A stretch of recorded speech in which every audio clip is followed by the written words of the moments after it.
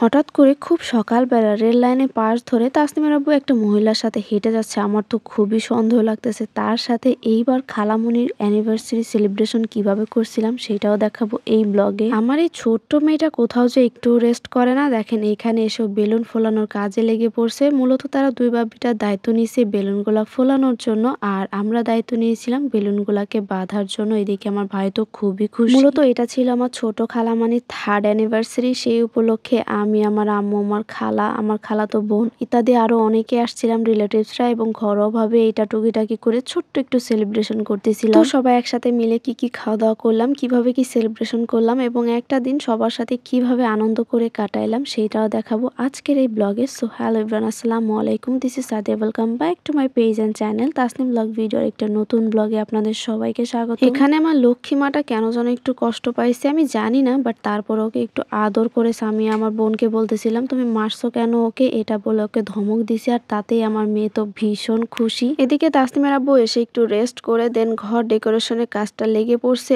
আর এই ডেকোরেশন কিন্তু ভীষণ ঝামেলার। প্রথমে বেলুনগুলোর মতো ফোলাইতে হয়, তারপর একটা একটা অক্ষর করে মিলাইতে হয়, মানে প্রচুর ঝামেলা। আগের বার আমার ভাইয়ের বার্থডেতে আমরাই ঘর ডেকোরেশন করছি। আমরা বলতে আমি জাস্ট তাকে বেলুনগুলা ফোলাইতে এবং অক্ষরগুলা মেলাইতে এতটুকুই সাহায্য করছিলাম। তো এইবারও সেটাই করছি, তবে আগের বার হ্যাপি বার্থডে ছিল, এবার হ্যাপি অ্যানিভার্সারি, তো অক্ষরগুলো অনেক এবং সাজাইতেও আগের তুলনায় একটু বেশি কষ্ট হয়েছে। তবে যাই হোক, এটা ছিল ফাইনাল লুক। সাজানোর পরে আমার কাছে তো ভীষণ ভালো লাগতেছিল। অন্যদিকে তাসনিমের নাকি ক্ষুধা লাগছে, আর এদিকে রান্নাগুলোও কমপ্লিট, তাই ভাবলাম তাসনিমকে আগে একটু খাওয়াই দিয়ে নিই। আর আপনারা কি জানেন তাসনিম কার কোলে বসে খাইতেছে? তাসনিম তার বড় মা অর্থাৎ আমার নানুর কোলে বসে খাইতেছে। আসলে সবার কপালে বড় মার ভালোবাসা আদর এগুলা হয় না বা থাকে না ভাগ্যে, কারণ নাতিপুতি হইতে হইতে বড় মারা মারা যায়। প্রসেসিং এর ক্ষেত্রে দেখলে দেখা যায় যে বেশিরভাগ মানুষই বড় মা পায় না বা দেখে না। আমার তাসনিম আলহামদুলিল্লাহ তার 4টা বড় মা অর্থাৎ আমার নানি দাদি এবং ওর বাবার নানি দাদি সবাইকেই পাইছে। এখন যদিও তার 4টা বড় মার মাঝখানে 2টা বড় মা আল্লাহর কাছে চলে গেছে। আল্লাহ তুমি তাদের ভেস্ত নসিব করো, এই দোয়াই করি। যাই হোক, এদিকে রান্না বান্না সবকিছু রেডি, খাবার চলে আসছে। এখন আমরা রাতের খাবারটা সেরে নিব। অনুষ্ঠানটা ছিল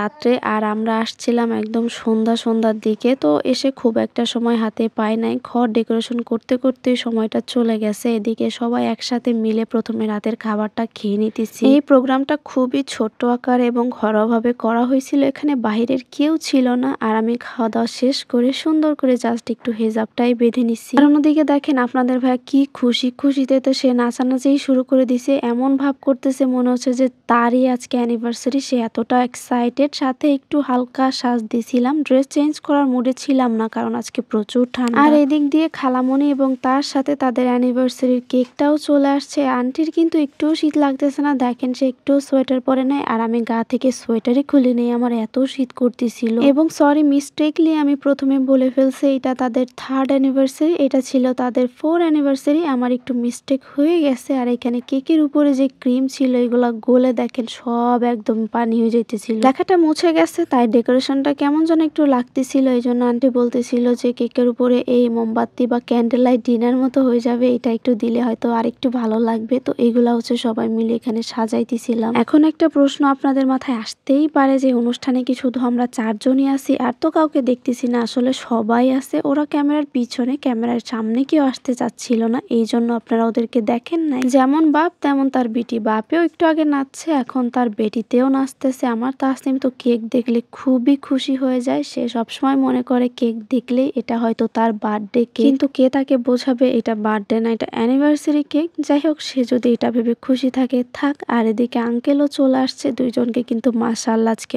অনেক সুন্দর লাগতেছে। আর এর মধ্যেই হঠাৎ ট্রেনের শব্দ পেয়ে চলে গেলাম রাতে ট্রেন দেখতে। ট্রেনটা যে গতিতে গেছে রে ভাই, আসলে আমার আন্টির একদম ঘরের পিছনেই ছিল রেল রাস্তা। যখন ট্রেনগুলা যায় তখন ঘরের ভিতরে মনে হয় ছোটখাটো একটা ভূমিকম্প হয়ে যায়, মানে এত কম্পনের সৃষ্টি করে। যাই হোক, ট্রেন দেখা শেষ করে চলে আসলাম আবার বাকি অনুষ্ঠানটা শেষ করার জন্য। আজকে ওদের অ্যানিভার্সারি, সবাই ওদের জন্য দোয়া করবেন যেন এভাবেই সুখ এবং শান্তিময় হয় ওদের জীবন, এবং বাকিটা জীবন যেন একসাথে শান্তিতে ওরা পার করে দিতে পারে। তো এখানে আঙ্কেল এবং আন্টি একসাথে মিলে ছোট ছোট মোমবাতিগুলা জ্বালাইতেছিল, আমরা একটু হেল্প করে দিছিলাম কারণ অনেকগুলা ছিল। এরপর বড় যে মোমবাতি ওইটা জ্বালিয়ে ফাইনালি ওদের কেক কাটার কাজ শুরু করে দিবে। এখন আমার এই খালাতো ভাইটা ও অতিরিক্ত পরিমাণে চঞ্চল। সে কোথাও এক জায়গায় বেশিক্ষণ থাকে না, এখানে ওখানে ঘুরে বেড়াইতেই থাকে এবং অনেক দুষ্টামি খেলাধুলা করে। এই জন্য ওর বাবা মায়ের অ্যানিভার্সারি ওকে খুঁজে পাওয়া যাইতেছে না, তো যেই কারণে ওকে কোনো রকমে ধরে এনে ওই যে দেখেন তাসনিমের পাশে ওর হাতটা কোনো রকম ধরে ফাইনালি হচ্ছে কেকটা কাটাবে, না হলে তো ও আবার দুষ্টামি শুরু করে দিবে। অ্যান্ড ফাইনালি সবাই মিলে একসাথে হাত ধরে কেকটা কেটেই ফেললাম।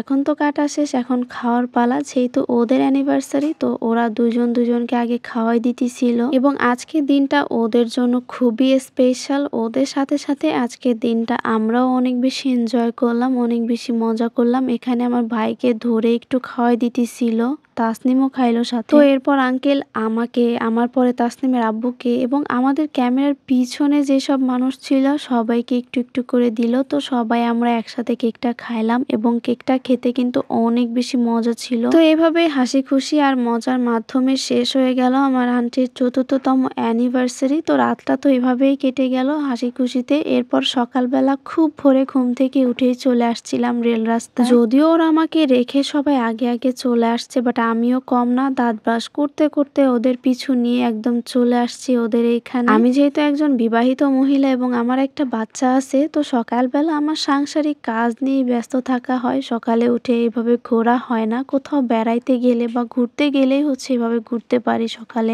প্রত্যেকটা মায়েদের ক্ষেত্রে সকাল হচ্ছে একটা ব্যস্ততম সময়। সকালে উঠে বাচ্চার অনেক কাজ করতে হয়, তার সাথে সাংসারিক কাজও থাকে এবং তারপরে আমরা সবাই মিলে হাঁটতে হাঁটতে যাইতেছিলাম মাঠের দিকে সকালের মিষ্টি রোদটা নেওয়ার জন্য। আর যাওয়ার সময় দেখলাম এই ফুলগুলো মাশাআল্লাহ কত সুন্দর ফুটে আছে। আমার খুব শখ যেদিন নিজের ছোট্ট একটা কুঁড়েঘর হবে, বাড়ির আঙিনা ভর্তি এভাবে ফুল গাছ দিয়ে সাজিয়ে রাখবো। বলেন তো কেমন হবে? তো আজকের ভিডিওটা এই পর্যন্তই। যদি আমার ভিডিওটা ভালো লাগে অবশ্যই লাইক কমেন্ট শেয়ার এবং যদি আমার ইউটিউবে দেখেন অবশ্যই একটা সাবস্ক্রাইব করে দিন। আল্লাহ হাফেজ।